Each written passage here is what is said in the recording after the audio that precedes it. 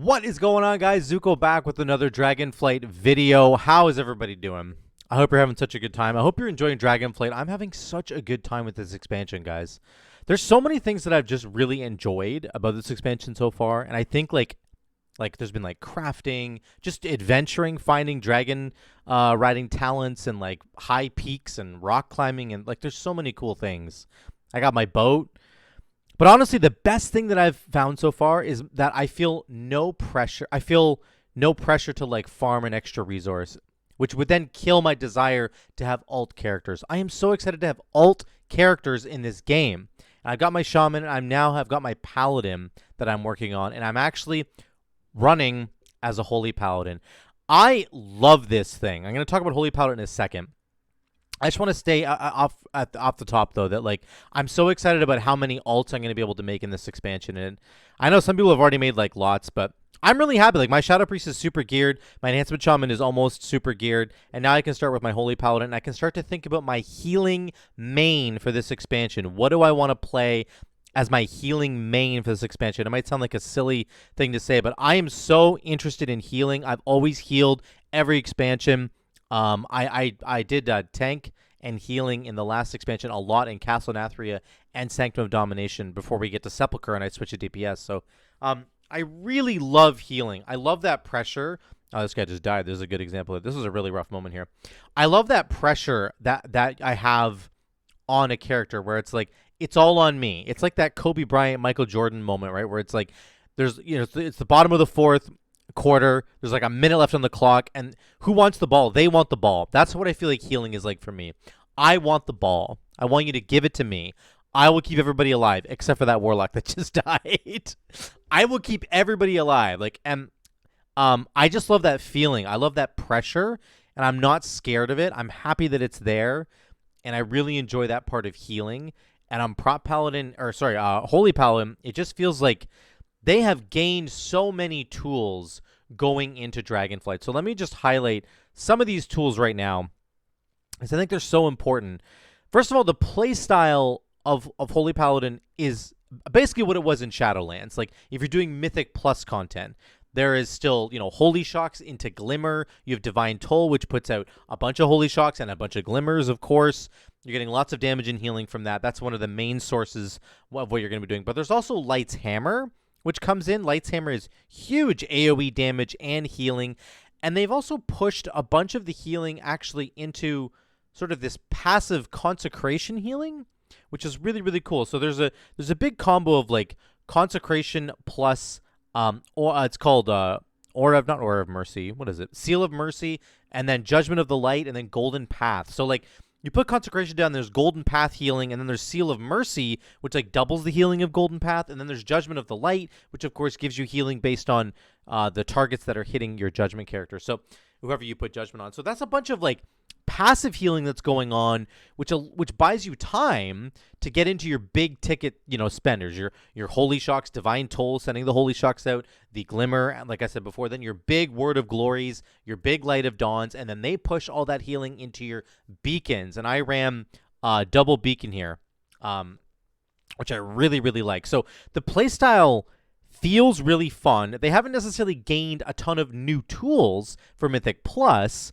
There's a bunch of new tools that have been gained for like a ranged Holy Paladin build that I'm going to look into. I haven't really had time to look into it yet, but there's like a big Inflorescence, like the legendary from Inflorescence is back.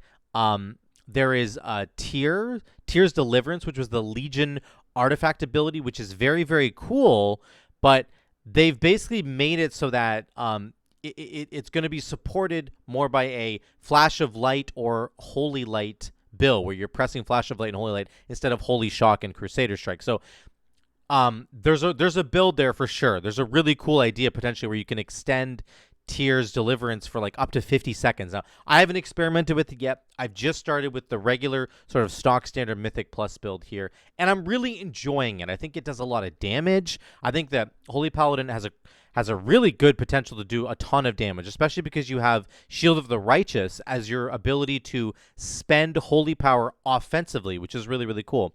And when I have like my big cooldowns rolling, like if I pop my Avenging Crusader, which we'll talk about in a second, if I pop Avenging Crusader, that frees me up because it's doing so much healing on its own. I can now spend my holy power on Shield of the Righteous instead of having to spend it on something like Word of Glory or Light of Dawn if nobody needs to be healed. So you get to make that choice as a Holy Paladin. What do I want to spend my holy power on right now? What is an efficient thing to spend my holy power on right now? Do I need to heal anybody? No? Okay. Is it too risky to press Shield of the Righteous right now? I don't know. I got to take that risk and reward and weigh it out and see, okay, what can I do here? So I love that style. I love the choices that have to be made for Holy Paladin. I think it's a really, really fun play style. That's sort of number one. It has some flexible healing styles as well. So you can go with the standard Divine Toll Glimmer that I've talked about. But you can also add in this new Avenging Crusader combo, which I mentioned a little bit earlier. So the biggest thing with Avenging Crusader now is that you can also take Awakening at the same time, and Zealot's Paragon, which I'll talk about in a second. But Awakening is the big deal. Whenever you cast Word of Glory or Light of Dawn, you have a 15% chance to get Avenging Wrath for 8 seconds. That is insane, because if you spec'd into Avenging Crusader, it replaces Avenging Wrath, and then it just means that you can press Crusader Strike and Judgment, and it will heal nearby allies. Now, the big drawback to Avenging Crusader is, of course, that it costs a lot of mana. That's one big issue with it. You can see on the screen there, it's like 15,000 mana. So that's one problem with it. However, if you get a free proc from Awakening, problem solved. It doesn't cost you any mana, and you still get to use all the procs. You get to basically do at least 1 Judgment and 2 Crusader Strikes, which is going to heal everybody in your party 3 times. And it heals for a lot. On top of that, you can take Zealot's Paragon, which says Hammer of Wrath and Judgment, deal more damage, and extend Avenging Crusader by 0.5 seconds. So, like, you can get a proc on Awakening. You throw Judgment, you throw Hammer of Wrath, and then you do Crusader Strike twice. Everybody's full healed. You've done a bunch of damage, and then very likely you will get your Hammer of Wrath back at one last second. You can throw Hammer of Wrath at the very end of this proc of Awakening, and you can extend it to a long period of time. You can get Awakening procs that are really significant amounts of uptime on Avenging Crusader. So it just feels like it's the combo we've been waiting for. We never got to try it in Shadowlands because Awakening and Avenging Crusader shared a talent row, and now they don't. So this is the first enormous, big combo that works so well in Mythic Plus, in my opinion. Just this ability to get this proc, and then to utilize the proc as best as possible, and to extend it. It just means that you can keep everybody safe by full healing them with these abilities. You can extend it with Zealot's Paragon, and almost most importantly for Mythic Plus, it lets you deal damage at the same time. So it's kind of like passive damage, right? Because when you get this proc, you don't have to worry about healing anybody. Realistically, honestly, you don't. You can just press these Crusader Strike and Judgment, and you will full heal people. And then you're also doing extra damage because Avenging Crusader makes your Crusader Strike, Judgment cool down faster, and they do more damage. Your auto attacks do more damage as well. So it's just the all-around complete package. It's so cool. When this thing procs, it feels really, really good. I think it procced right there. Let me back that up a second. So you can see right here, boom, it procced. It's got 7 seconds in the top here. There's a proc right there. A couple people are injured, but now I'm in Avenging Crusader mode. I'm just going to go Hammer of Wrath to extend it a little bit. Crusader Strike twice. I'm not close enough, but I'm going to get there. There's my Judgment. I'm healing people. I'm Crusader Striking to heal people. It's just like I get the damage and I get the healing, and it's just a small little proc window there, but it's so significant because it saves you mana and just does all these other things. So really love that. Awesome stuff. Again, what I will be experimenting with is potentially Tears Deliverance or Barrier of Faith, which is another interesting cooldown where you put a barrier on somebody and then you can extend the size of that barrier by casting Flash of Light and Holy Light. So the issue is that I don't cast Flash of Light basically ever in this build, and I don't cast Holy Light at all. So this is something I'm going to experiment with. I think Tears Deliverance could be a really, really big cooldown to add even into the melee build for Holy Paladin. I think it has a place as a really sick, awesome, big cooldown that you can use when you're in trouble, because Paladin doesn't really have that.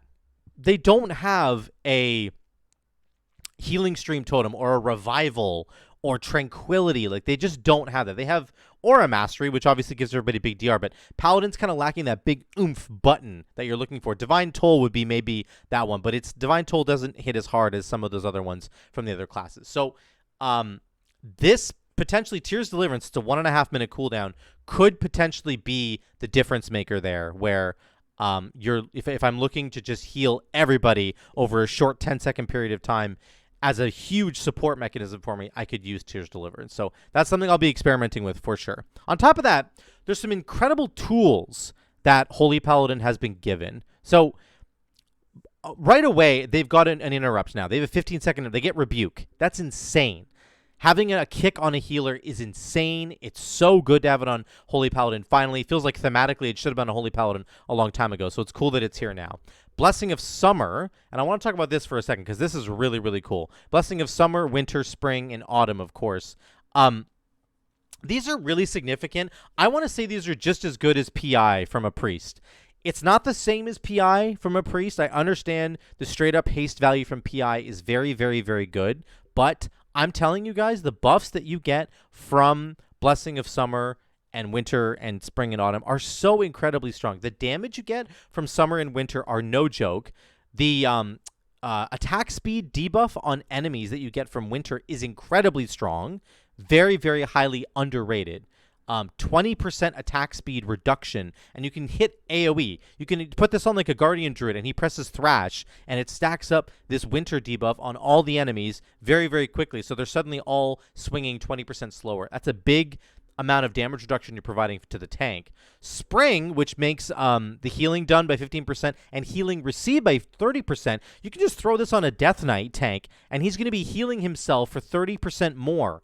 And you're going to be giving him 15%, or sorry, it's going to increase his own healing done by 15%, and then you're going to give, you can hit him for 30% harder on your heals as well. So you can put this on yourself, or you can put it on the tank. Very likely it could just go on the tank if it's a Death Knight, or lots of the tanks heal now, right? They're all doing a lot of healing. So this could be a really significant buff to them. Autumn, of course, is maybe the most sort of the strangest buff, but what it basically means is that you need to spend your cooldowns and then put Autumn on yourself, and it will bring your cooldowns back quicker, which is very, very cool.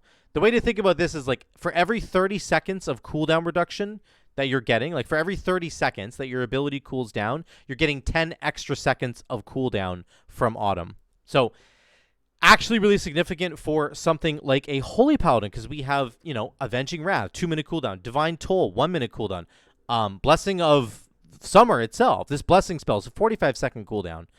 Freedom is a short cooldown. You have a lot of really short cooldown abilities that can all benefit from Autumn. So this is, again, really cool, really good utility, but also just really powerful when used in the right circumstance. And I think it's just as strong as PI, in my opinion here. I think it's really cool if you use it correctly. So I really love that bit of utility. Again, there's also some insane stuff on the class side of the tree. We get a 1-minute Blessing of Sacrifice. Insanely strong that we get that instead of 2 minutes. Like, that's a huge DR that you're giving to somebody, especially the tank. 15% extra movement speed from Blessing of Freedom. This is the Echoing Blessings buff that you can give. Also gives more DR to the Blessing of Sacrifice. So Blessing of Sacrifice is a huge cooldown now for DR because it's only a 1-minute cooldown because you took the extra bonus to that from Sacrifice of the Just. So 1-minute Blessing of Sacrifice, and it gets an additional 15% DR. So instead of 30%, it's 45%. That's insane. That is so, so strong. Blessing of Sacrifice is a powerhouse now with this combo of Echoing Blessings and Sacrifice of the Just. So on top of that, you know, Paladin always gonna have their regular utility. Blessing of Protection. You have your personal bubble with Divine Shield, and it's only a 3.5-minute cooldown with Unbreakable Spirit. So that's a really, really huge deal.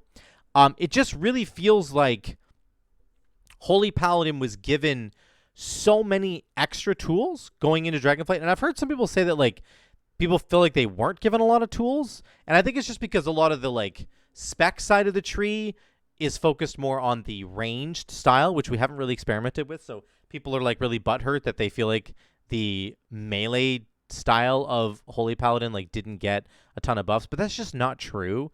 Like getting things like a Rebuke and 15% movement speed. I know we had the Conduit in Shadowlands for the a Blessing of Freedom movement speed, but it's even better now. 15% is a lot.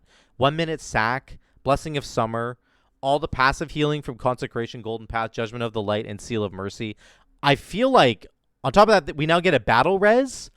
Right, we get a battle res as well. I feel like Holy Paladin has just been set up for success and that they have more tools now than they've ever had before in their history. Like, I think that Holy Paladin just has it all. Like, it's crazy. They have a lot of damage with Crusader Strike, Holy Shock, and the Glimmer spreading. Very, very easy with Divine Toll. Divine Toll is very smart now. If you cast Divine Toll on a boss fight, like I'm doing right now, I actually just showed you right there. Watch this. I cast Divine Toll right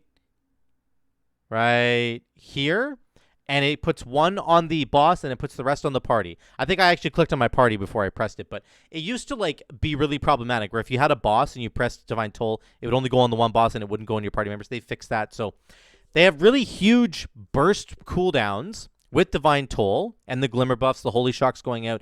They have the crazy healing through Beacon like they always have. I think Tears Deliverance could be a really good addition to this build. I haven't even looked at that yet. Light's Hammer is another really good AoE healing button going on. And then there's this huge cooldown with Avenging Crusader plus Awakening plus Zealot's Paragon.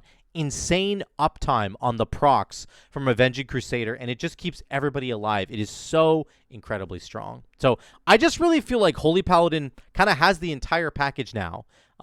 They've got a single target stun as well. If you're talking about CC, single target stun with Hammer of Justice. They've got an AoE interrupt with Blinding Light. They can do Repentance if you want. Like, they really just have all the tools that I think you're looking for. Certainly in Mythic Plus. Lots of damage, lots of healing, lots of utility. They've got it all. So I'm really loving Holy Paladin. I'm going to start talking about a lot of the healers here in Dragonflight. Let me know what you guys think in the comments down below about Holy Paladin, about healers in general. I would love to hear from all of you. Thank you so much for watching. I love you all. I'll see you in the next one.